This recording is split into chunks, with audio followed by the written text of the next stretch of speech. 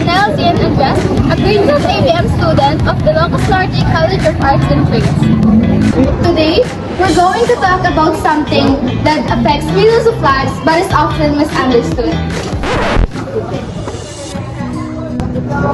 Drug addiction and the reality of recovery. Have you ever wondered if going to a rehab is enough to stop drug addiction? Many people think recovery is easy, but the truth is, it's a long road. Recovery usually starts with medical treatment. Doctors help patients simply remove drugs from their bodies through a process called detoxification. Some patients are also given medications to reduce withdrawal symptoms and cravings. This makes the recovery process safer. Drug addiction changes the brain. It affects how a person thinks, feels, and makes decisions. That's why quitting isn't as simple as saying, "Let's stop tomorrow." But medicine alone isn't enough. Therapy helps people understand why they became addicted in the first place.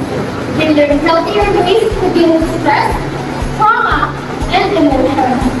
Family counseling is also important because recovery becomes easier when people have support. Here's something many people don't know. Relapse doesn't always mean failure. Just like people recovering from other illnesses, someone recovering from addiction may experience setbacks. The important thing is getting back up and continuing the journey.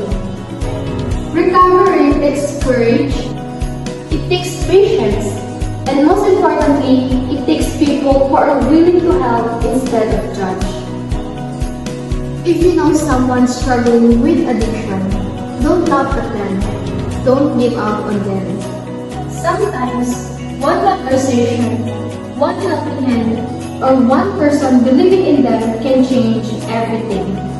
Remember, addiction may become part of someone's story, but it doesn't have to be the ending. Together, let's spread awareness and choose compassion over judgment.